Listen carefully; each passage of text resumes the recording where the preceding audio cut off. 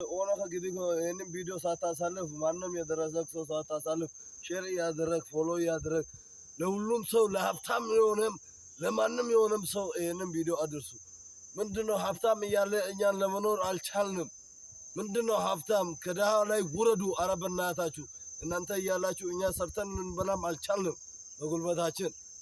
በአንድ ምክንያት እኛን ታሳስራላችሁ። ዝም ብላችሁ የእኛን ስም ታጠፋላችሁ። ለምንድነው የእኛን ስም የምታጠፉት? ምን አድርገን ነው?